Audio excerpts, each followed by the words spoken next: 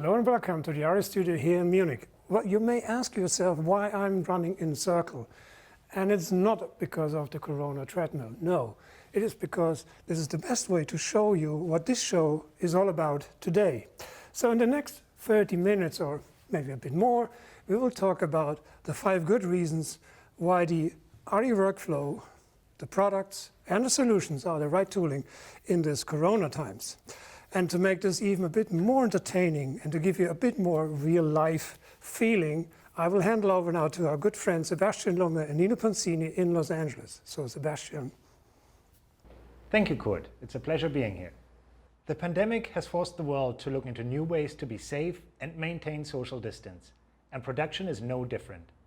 The first and second reasons why the SRH is a perfect tool during post-COVID production is because of camera movement in general, and then stabilized camera movement. Here to show us what that means is Nino Pansini. Nino is a camera operator who has worked in second unit on some of the biggest productions in Hollywood, from the Fast and Furious franchise, Ford vs. Ferrari, and Captain Marvel, just to name a few. Welcome and thank you for being here, Nino. So why are stabilized remote heads so important for your work? Until now, until I met the SRH, let's put it this way, we used a different remote head, very compact, very strong, and very fast. The reason for that was for the whip pan, that sometimes whenever we have to shoot action, most of the action happens within half a second to a second. So you have to try to capture as much of that action in that very little time. And the experience we had with the other remote heads, I wasn't able to capture that in that little time. It had to be a wide shot and never a tight shot or anything like that. But then it came to a situation where the little head was always too shaky, too wobbling for some of the shots that we had to take, and they wanted to have it a little more stabilized. And then we had to get into bigger heads, and those heads were cost forbidden for production and for handling and for operator and technicians. So we tried to find things that are very small, lightweight, and we can easily rig them in and out of cars as fast as possible and yet have a great stabilized image. And the SRH happened to do that for us. While we're talking about it, why don't you tell us a little bit about a few different setups that you have done with it that you would consider special and probably not easy to replicate with other heads? Right. Well, we started using the SRH about, 4 features ago. And that was the first time I really had my hands on it. Obviously, there were some things that it will be a learning curve for everybody when you first try, because you have to feel the head, you have to feel it, how it moves, how it behaves, based on the action and based how you want to capture that image. We used that on a motorcycle to do some little chase sequence on a motorcycle. The stabilized image was so rock solid, I could not believe what I was getting, because even on a standing still, stabilized, I could not see any oscillations whatsoever, or drifting for that matter. Plus the fact that the SRH has high dynamic mode, which is a whole completely different processor that all I care is that the equipment does what we want it to do. So having done that first feature, I actually went back to Germany and I got together with the manufacturing company and I gave them a little more information about the kind of work that I do, how we do it, and how quickly we need to do it, because we don't have the pleasure on second unit, to just do take 1, take 2, take 3. No, most of the time you have to get the shot in take 1, because you don't want to put at risk stunt people or anybody else to do that shot, because every time we do anything like this, it's always dangerous, So we have to really depend on the equipment. We can't just say, well, if it fails, we'll try another one. No, it has to work. There is no if, it has to work. One of the bigger jobs and the most challenging jobs that I used the SRH was a very long movie. It was about 16 weeks of second unit. We were filming in Thailand and the chase sequence were all off-road. The head was mounted on a Polaris, an off-road vehicle, and we had it with the spring arm, and we also had that hard mount on cars, inside cars and outside the vehicle. We tried all the different versions, and it was actually way too stable for that sequence, because you wanted to get a little bit of shakiness, you know, and not just have this perfect stabilized image. And what I liked about that is that the head has also what they call a follow mode. So I noticed that if I enable the follow mode, I would get a little bit more of energy out of the shots, basically. Yeah. But sometimes we liked it nice and smooth, you know, so we did a lot of that. You can see some of the tests, and you'll see how crazy we were running and how crazy the head was operating on the arm. It was like swinging left and right, up and down, but yeah, the image looks like it's not moving at all. The distance were also like, you know, at least a good half a mile, quarter of a mile, always go, go, go, go. You know, and you know, my fear at first was like, oh my God, is this head gonna ever handle all this G-force and jumping and smacking? It did it. I had no problem in Thailand whatsoever. I had to learn a whole new system there because I had the first radios to test the ranges because that was very important for this job. We needed to have the ranges. I learned that by using this great long-range radio, now I no longer had the assistant with me. I had to deal always with the second assistant camera. And the first assistant would just sit there by Video Village with his monitor and control everything from there. So I would say hello to him in the morning and say hello to him at the end of the day because the radios worked that well. But, you know, the head performed superb. You know, after having done what we did with this head, I don't think anybody will ever have enough a problem, never, you know. Don't panic when you see the control and you start saying, oh my God, what does this do, what does that do? It's really easy, you know. I actually panicked when I first saw it, but then 2 days later it's like, oh, I wish I'd known it was this easy. Another time we used it on another very well-known film was the only head we had. And that, I have to say, I was a bit nervous being the fact that it was the only stabilized head we had for the whole second unit. You know, we had to back up as well. Because you know, when you get on these big films, how the director get crazy, they want everything now, now, now, and now. And that performance was just unbelievable, just unbelievable. Like I said, we took the speeds up to 180 kilometers an hour. So we took the head, it was front mounted, hard mounted in front of our camera car, and we were going around the track again at about 180. Being the fact that the track was so wide, you didn't even feel like you were doing 180. But most important was the fact that even though I had a mat box in front of the head, I could pan and tilt and roll and not have any issues with the wind force. It just performed super well. No, I really love the head. It's very compact, very lightweight, 19 pounds. Most of the time when we have to remount it somewhere else, we just pick up the whole head and camera, go boom, just a castle nut away and off you go, especially if you're wireless, you know. I just love it. You know, now I take it everywhere I go, you know, and obviously our cameraman loves it as well. He likes what he sees from it, you know. And again, my director, my DP, those have been true drivers of me wanting to make this equipment work well and perform to what they desire. When they're happy, I am happy. If they're not happy, I'm very unhappy. And then that just goes down the line until it comes to your phone call. Yeah. Sebastian. No, but I mean, obviously there's so much I can talk about it, and I'm sure you don't want to sit there and listen to this for 24 hours because quite often in the heat of the moment, the best comes out, you know. Thank you, Sebastian. Thank you, Nino. And yes, of course, you brought up a great point here.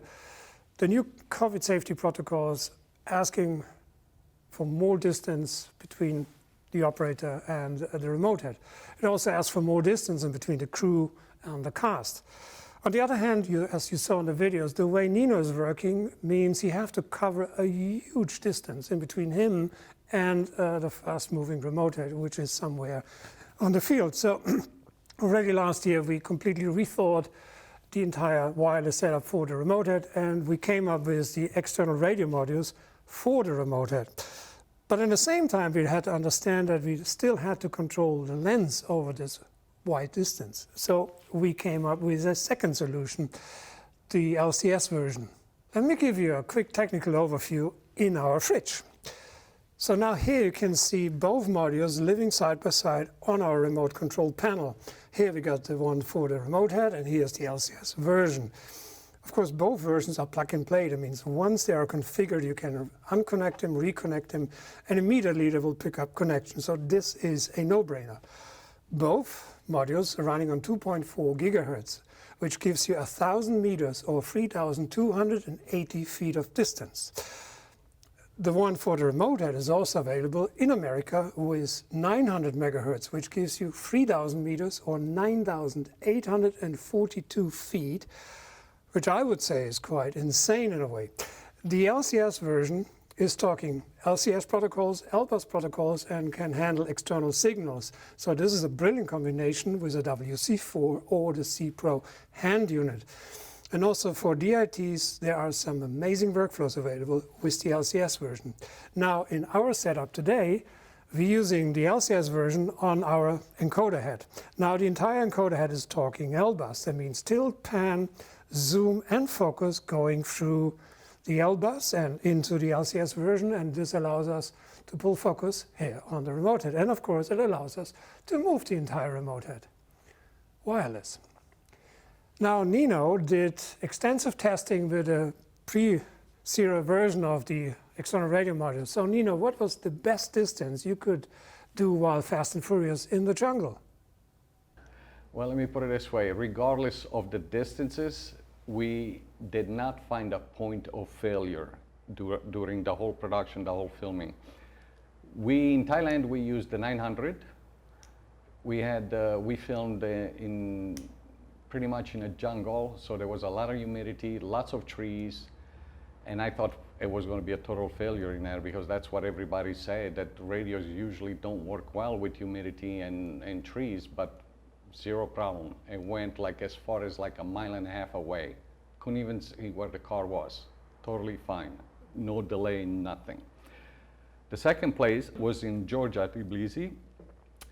Over there it was in the city, and it was on the main road where I would say probably all government buildings were there with all kinds of radios circulating, you know, the secret agents, whatever they have there. You know. So we also had a very long stretch there, about 2-mile stretch. But there I only used the 2.4 because the country of Georgia would not allow the use of the 900. In both cases, both radios never failed me. They worked all the way. I actually lost video before I would lose the head. Not that I lost the head, but I lose video, then I say, okay, I can't operate anymore. I have no more image. So the car would have to turn around or we have to move closer to them, you know. So at this point, I don't feel like, oh, I don't know if we can get a range, because you're not gonna have a range problem. You're gonna have a video problem. So you can rest assured your head will never go down with this range. I did some tests in the past, downtown Los Angeles, in Las Vegas, by the airports and so forth, just to see if there was an interference that it would cause lost communication, and nothing. I even had the car with the SRH drive into a tunnel, and we were on the other end of the tunnel, outside and around the corner, and I still had range. And when I saw that, I'm like, okay, I'm done. I don't need to test anymore. This is good. So I'm very happy. And the focus puller also with the LCS version, not a problem. Like I say, he would just sit by Video Village in his little cabana and just pull focus with the monitor, and that was it. Very happy with it, and you will definitely be happy. So now for the technical aspect of the radios, I think I'll better hand that over to Sebastian. Yes, thank you. This brings up the third and fourth reason why the SRH is perfect suited for shooting in the post-COVID world. And that is remote control of the SRH head, as well as expanded range of the lens and camera control system. By using a 2.4 GHz radio module with transmission powers of up to 1 watt, these new external modules can cover a distance of up to 3,300 feet. They are compatible with the current ARRI-LCS lineup, such as WCU4, SXU1, as well as OCU1, and with the C-Motion, C-Pro, and C-Volution lines. Just connect the hand unit to the transmitter and the receiver to your LCS system on the camera, and you're ready to go, being able to use all the features that your LCS system offers, including camera control. So now you have seen some of the reasons why the SRH is a perfect tool for production during and after COVID. But there's more. And that's where Camadeus comes in. We take the SRH ecosystem and help you put it in an actual application, whether that's on a dolly, a jib, a telescopic crane, the Agito, a remote control robotic dolly system, or to mount it on a car, or anywhere else for that matter. There are a lot of different tools, such as ISO dampeners, vibration isolators, or shock absorbers, which are needed for all kinds of different setups. Depending on your shot, the need for the right tool required can vary. And we at Camadeus are here to help you navigate through this. This is also something that Nino can say a few words about. One important thing that we should all understand, every tool has its reason and its purpose. The fact that the head works super well for me, it's great, but you also need to have the proper tools underneath, such as an ISO dampener, and there's various types of ISO dampeners that have different results. I had to test 3 or 4 of them to find the results that I was quite happy with it. One was the Panther one, which I really like that one, on the car, and I use that on quite a few films, and on the crane as well. You can just adjust your shocks there and make it stiffer if you have to. And the fact that the head is light, that ISO dampener works even better if you were to put like a heavier package on, also that it would be able to handle that. So again, for the purpose of your shoot, or my shoot, we all have to pick the right tools that go beneath the head, because without having the right tools there, you're gonna open up yourself to failures. I have used the head many times without ISO dampener, and it's a great job. It does a great job. It's not a problem. Are there any shots that you have done using the SRH where you thought, well, this is so unique, I never thought I could do that shot, before you had a tool like the SRH? Oh yes, we've done quite a few. One trouble, our director loves the camera very low on cars, on wheelbarrow. He just loves that energy. So I was able to accomplish that with my other heads, which are compact, and I can fit them under there and be strong and get them super low. But what I did not like about that is the fact that after 30 millimeter, you just see the shakes too much, and you can't put as much rigging as you want. That shake will never disappear. And it was always my dream to have that same shot, but with a much better stabilized image. We fitted this underneath at super low mode, and I was able to film with 80 millimeter and be rock solid on something that 35 millimeter could not handle in the past. So that made me very happy, because I know the director likes that. Having seen that, mounting the head in a car is also very easy, because being a stabilized head, you don't have to worry about leveling your cheese plates or rigging. You just put a hi-hat, ratchet strap the hi-hat, and put the head on, and off you go.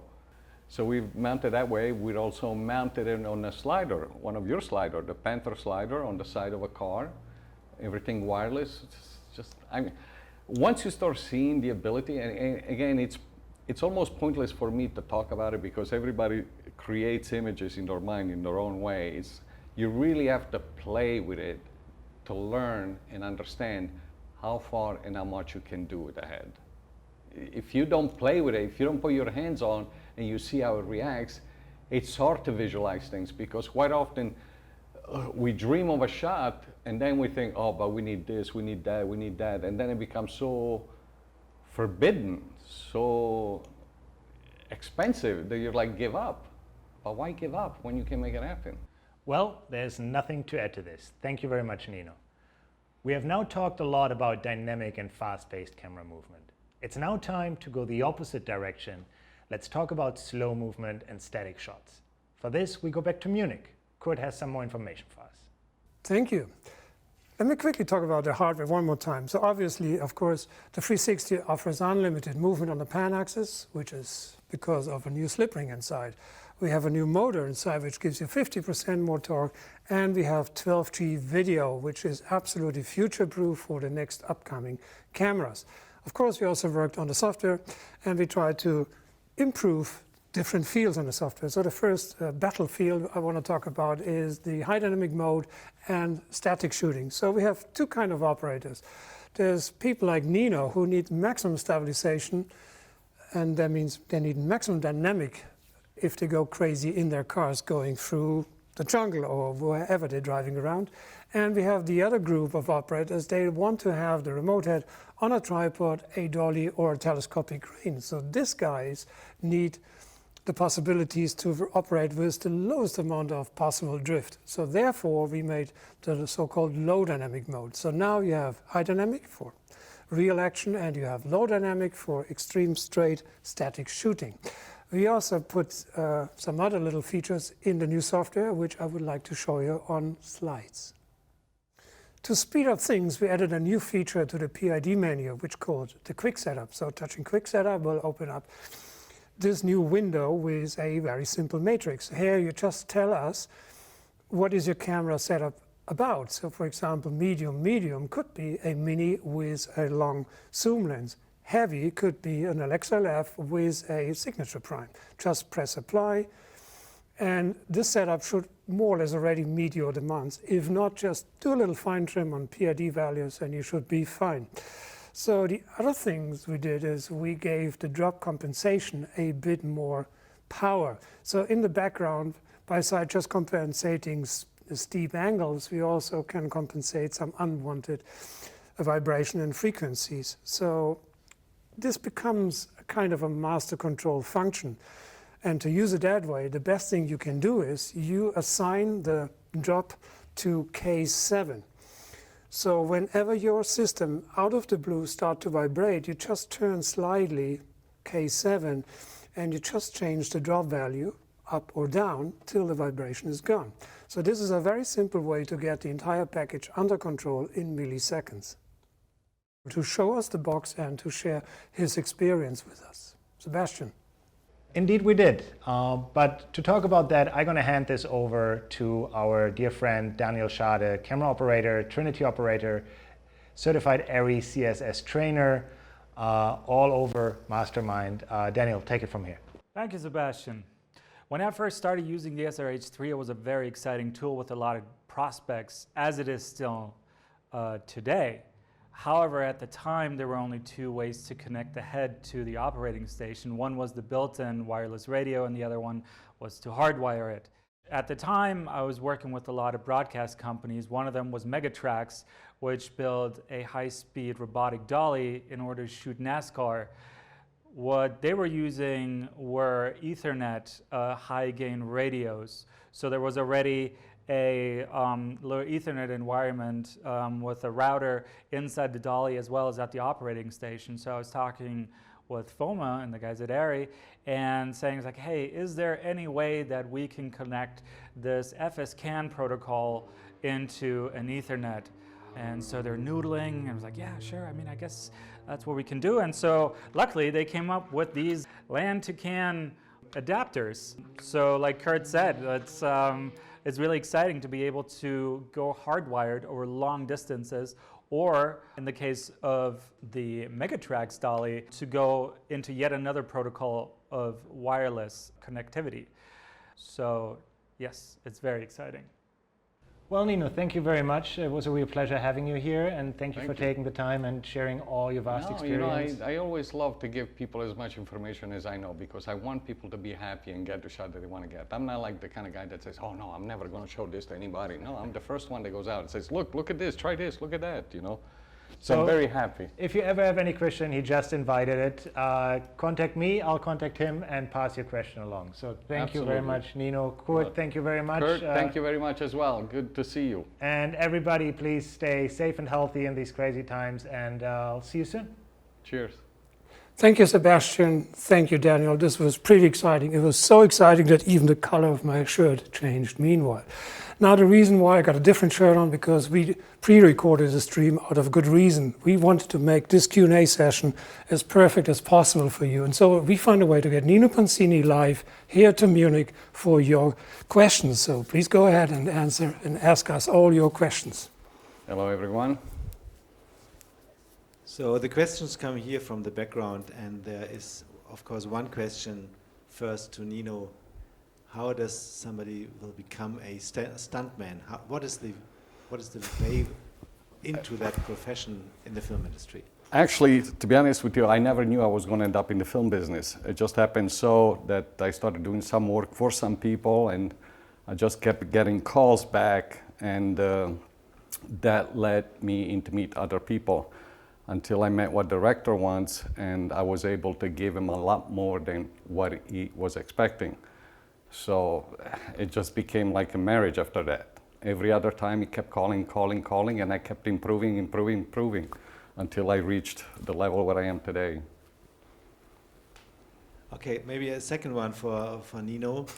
So somebody asking, is there any movie you look back on now and wish you would have this equipment for the use on this film? So especially is asking for the head, the stabilized remote head.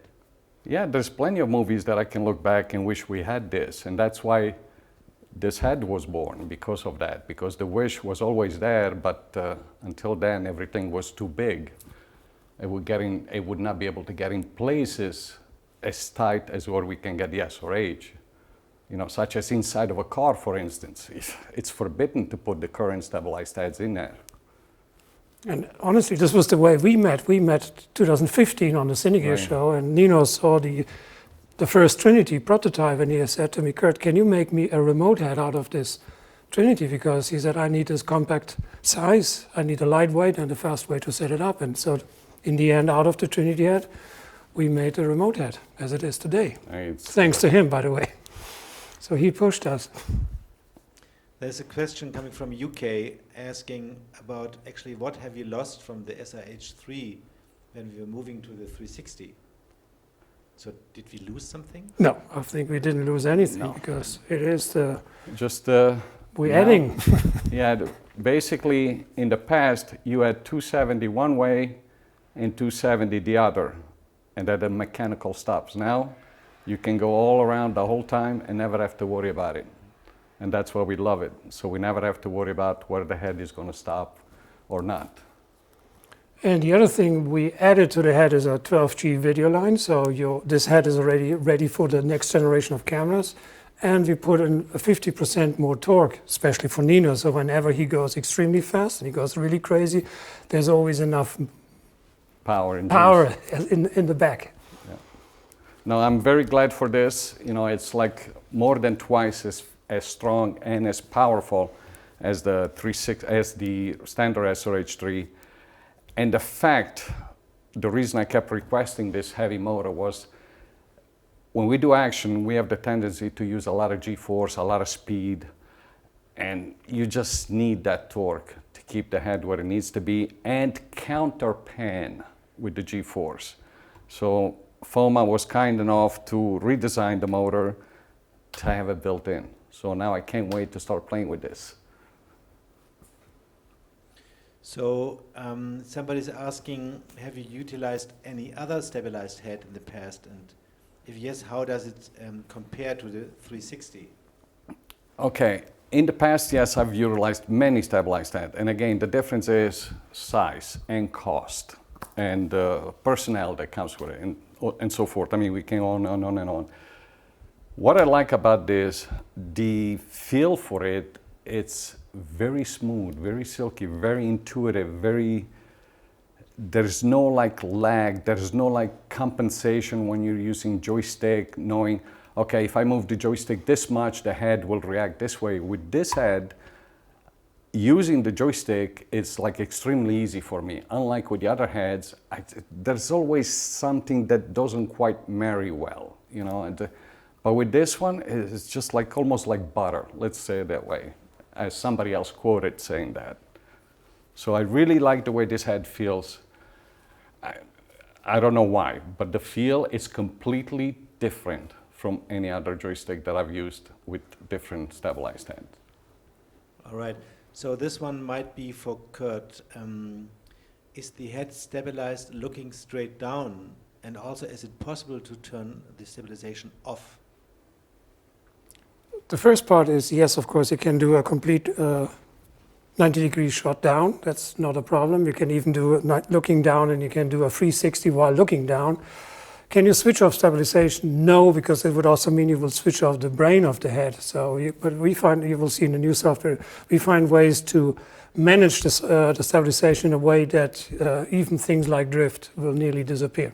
But to answer the question in a different way, I would like to say that I am working with FOMA and not sure if it's going to happen or not, but in the future I would like to have the ability to shut off stabilization on each axis independently. Again, with action sometimes we need to have a little energy, not necessarily have a fully nice, beautiful stabilized image.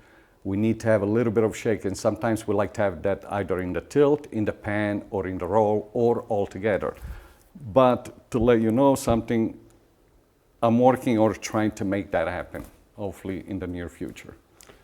But a good part of this question and the answer is that will always be software related. You can always use the same hardware because we will find a way to tweak the software for Nino's wishes. So yeah, and you know, they're not my wishes actually, to be honest with you. What the drive behind the development of this head, which again began by meeting Curt, playing with the Trinity at Cinegear, and I visualized that tiny little stabilized head to be used as a tiny stabilized head in action sequences because they're so small you can fit them anywhere fast without having to go crazy with balancing and all that. It all started with that. As you can see, obviously how small it is, and you can fit it anywhere. But I mean, the places I put this head, I don't think any other head would ever fit in there. Yes, you could fit it, but you would have to cut the roof of a car. You would have to cut half of the car. You would have to do all kinds of things. With this head, put it on a head, strap it on a chair, put it at the height you need, and off you go. You don't have to worry about if it's level, not level, whatever. It does it all on its own. Have you tried to use the head in low dynamic with very long lenses? I know you often do action, but I'm curious how still the remote head would be with a 100 millimeter or a 150 millimeter lens. Well, the longest lens that I've tried so far on this, underslung, we have a car, it's called a Subaru, we call it the Subi. The camera is mounted literally beneath the wheel barrel. So the lens is literally this far off the ground. If this is the ground, it would be what, about 8 inches off the ground. I used a different head in the past, which I could not go past 30 millimeters, and then I would start getting excessive shake that it was basically unusable in many ways. And the idea was to put this and try it. And at the time when I tried it, I had a long zoom, medium zoom actually. I think it was 30 to 80, lightweight zoom. And we were at a very, very rough airport in Georgia. And I zoomed 80 millimeter all the way in, and it was like super smooth. I couldn't believe it, you know, with 80 millimeter on a rough road. Curt, where do you see the future of the SRH? I think to dual cam setups for true 3D capture, also IMAX cameras, are they able to be mounted on this remote head? It's a good question because on one hand, as Nino's pointing out, we try to design the head as compact as possible. So of course we're looking for compact cameras to be used with this head because as we know, an IMAX camera could be very big and bulky, so this may be a bit too big for the head. Because of course, if you're looking the way Nino is working, you need compact design to be able to speed a mess up to high speeds. An IMAX camera could be a bit tricky. To answer the other part of the question, a part of the future is also, as we showed in the video or in the stream before, is to have to enable easy way of remote operating wider distance or to have more heads in the same setup on the same control. That maybe one operator can operate 2 cameras at the same time, or one camera is following a master remote head, and you have always 2 cameras covering the shot operated by one operator. But if these kind of camera gets a bit smaller, or maybe we make a bigger ring, which is also possible, let's see what the future brings. Because the technology can be scaled up, so the size is not a limit, it's just the way how people like to use it is the call to follow. And if there's a call to make it wider, to get these kind of cameras in, we are able to scale it up. It's All right. possible. So there's an additional question which actually I missed earlier. It's from the person who was asking about the image stabilization looking straight down. Yeah. The additional question is, can you place into matrix mode, or looking into how to do that? You mean to go fully horizontal with the entire head is not able in this software version, but we're working on this feature because we know we like this feature. I know they told me we're not able to do that. I did it and it worked. Yeah, so but obviously the company is not going to say that works. But I said that I tried it because I'm always have to try things. So yes, you could have that and do matrix. You will obviously have roll and pan now on the same axis. So you no longer have the tilt or the pan at that point. It also depends on the size of the camera, because obviously if you exceed the limit, you're going to hit the bottom of the frame and you're not going to be able to look down all the way. So I did it, even though the company told me not to. But again, I'm the crazy guy. I always have to try things. And I'm not saying do it because I did it. I'm just saying that I did it. That's all. Yeah, and what I say is wait till we give you the right software which is supporting the matrix mode. Because with the 360, of course, it's easier because there's no mechanical limitations anymore, which on the free was, of course, an issue, because if you mount the head not in the right way, you could hit the mechanical end stops, which is not the case here anymore. So just give us a little while to make you the right software to do this. And then do it, yes. So with the ERM-900, can you send zoom and focus data across to a WCU4? No. Or do you need to The need LCS. the other new module to connect zoom and focus? Two things just to make sure. We have, even if the modules look the same, but they are very, very different. There's the LCS version, which is only available in 2.4 gigahertz to remote control the WC4 and the camera.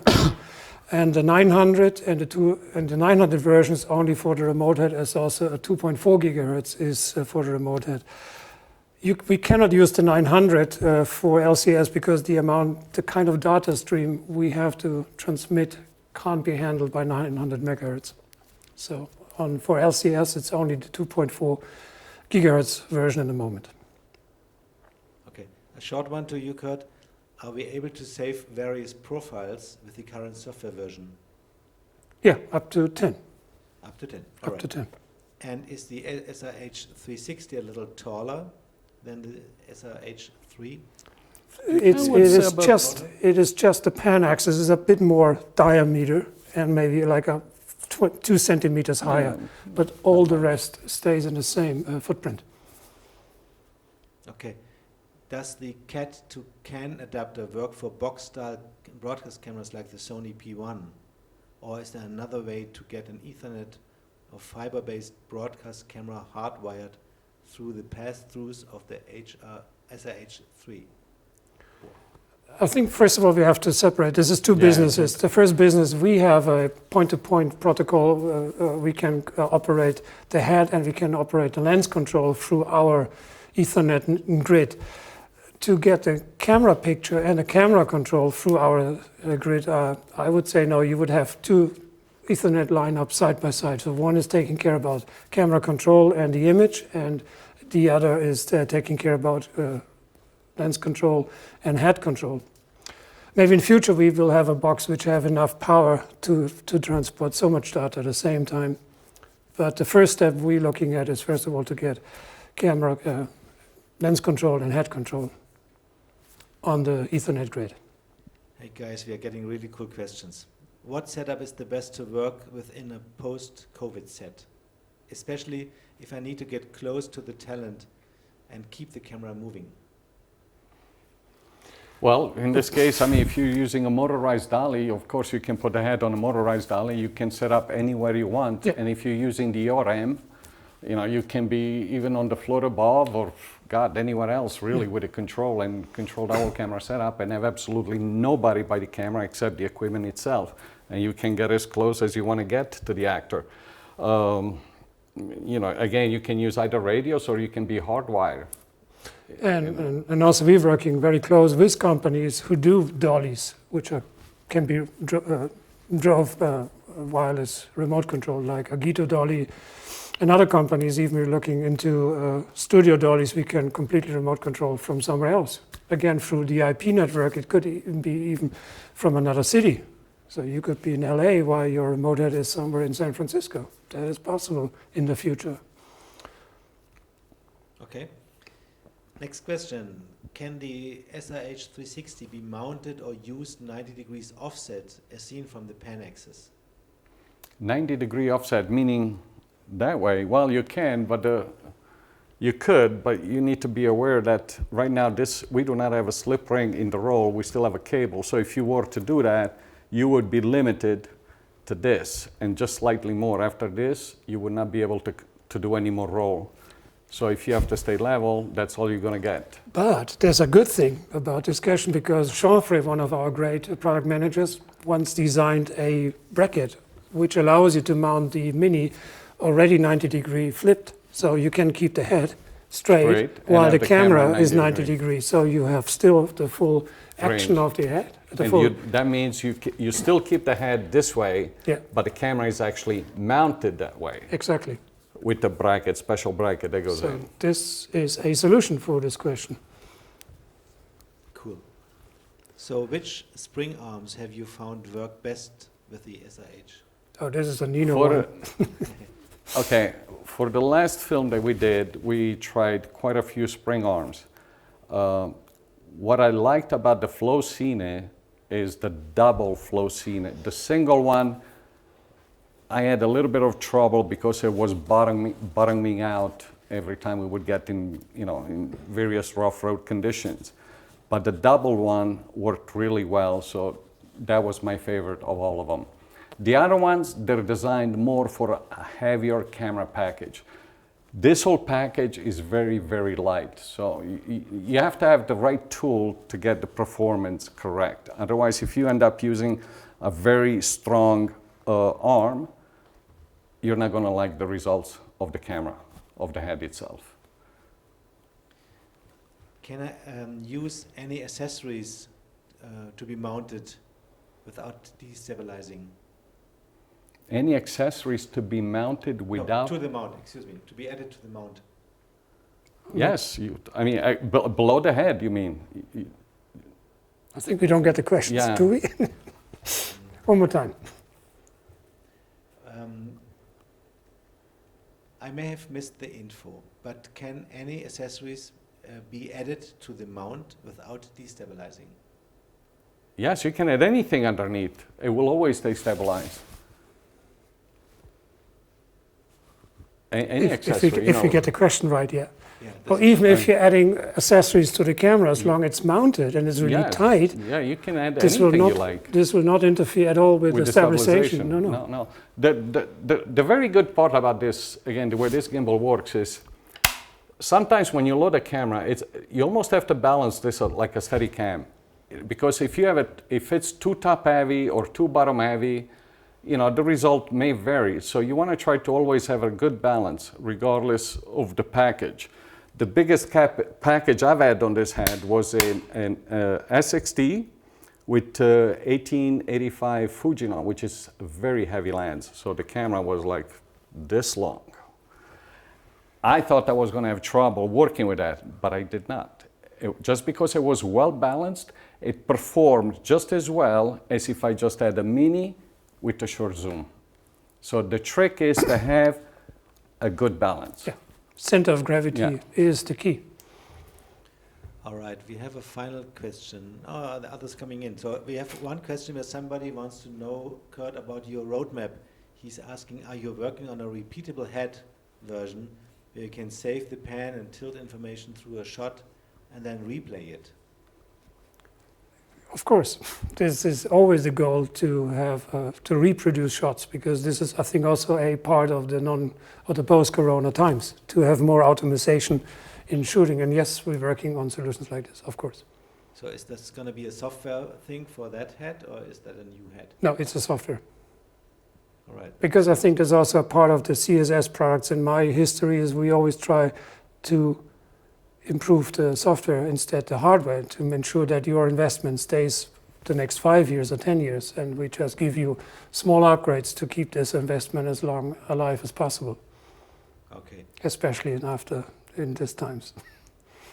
thanks. So when will the features of SUP 2.9 for the SRH-360 be available for the SRH-3? We think we should get there like October, November. Because, you know, doing a software is one thing, but you should do massive testing before you release the software. So technically the software is there, we just want to take our time to do all the testing which is needed. Take it for a drive. Yeah, we just give it to Nino to test the hell out of it. And if he said it's okay to release it, we're ready to go. But it will be in this year. Okay, so we have two last ones. When the last? Okay. We don't trust you anymore. Go ahead. Stop sending questions. It's good, go ahead. That's why we're here. When you define soft positional stops in either axis, does the stabilization override those positions if necessary? Currently, yes, it does override them. Of course, because Yeah. if he's moving the head, Yes. the stabilization should interact, because or the head wouldn't make Yeah. any sense. So yes, of course. In a way, the stabilization will overrule if you move the base of the head or if you move the crane. Past the stops, Yeah. Could be. Does the head have auto horizon? Yes, of Yeah. course. Auto horizon, you can even auto tilt if you like. You can even adjust. You can also have a manual adjustment of this if you want to always be Dutched Yeah, as, say, a starting angle. You know, we've done some shots. Let's say when we were racing on a racetrack, the racetrack, as you know, has got like serious inclinations when the car have to go at top speed on turns. And sometimes the head is stabilized and you're filming a car, but it looks like the car is actually driving downhill or uphill. In that case, I would have to cheat the roll to make it look like the car is still going straight. But then, because it was fixed on that position, once you reach the level side, then the car is Dutched. So I would just push the button, auto level, it would just quickly go to level position. So yes, it's a very good feature that it has. And I like the follow mode. I really have to say, I love the follow mode in this head, which many stabilized head do not have it or doesn't work well. With this one, you put it in follow mode, whichever way your car is pointing, it will stay there. And what it'll do, if you have a minimal degree on the follow mode, it will just pretty much float just a little bit. It gives you like a little breathing feel into the shot. So it's not like such a fixed follow mode. Tum, tum, tum. It kind of breathes a little bit like that. And I really loved that feature, especially in Thailand, you know, when we were filming off-road, you know, the cars are going every direction and we were just following them. To have it stabilized, I don't know how to explain this vision. It's like, even though you're following a stabilized mode, the car would make it look like the camera is moving sideways and then follow. But if I left it in follow mode, it was great the way it was going around it. So definitely the follow mode is a plus for me.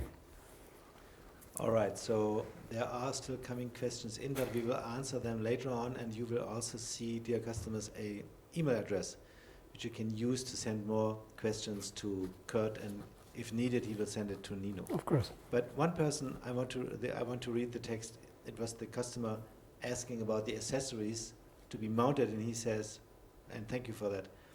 Thank you for your time. You did answer the accessory question properly for me, and the remote head is beautiful technology. Yeah. Thank I you. want to add something else to that accessory questions. When I was in London on the what do you call that? Joffrey. The BSC, right? BSC show, right? I was there. ARRI made this plate, which is called the SAM plate, the SAM 1 and 2, if I'm not mistaken, and 3 right? and 4. Okay, now there's 3 and 4, I assume, right? But when I first tried the SAM plate, I was having a hard time because the SAM plate worked great for a small package. But then I explained at ARRI there that I sometimes have to use a much longer camera and the SAM plate is completely useless. So they were nice enough to create a new SAM plate, which it creates a very low profile on the camera, and you can slide the camera way back and put a longer lens and not having to worry about how you're going to fit the camera onto the head itself.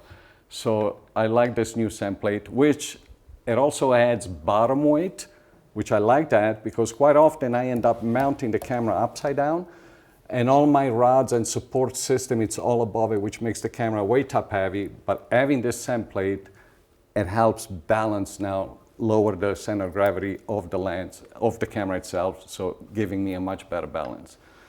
And to be more precise, the sand plate is 550 millimeters long. This is like twice the length of the sand plate we're using here, which is the SAM2. And on top of this, the new sand plates have also an extra mount to support heavy lenses with 90 millimeter rods. So this is a beefy lens support. Yeah. So go ahead and send us all your questions, and Nino and I will answer them then later offline. And thank you for joining us this morning or this evening. And Whenever you are, right? yeah, and hopefully see you soon. Cheers. Bye. Thank you. Bye-bye.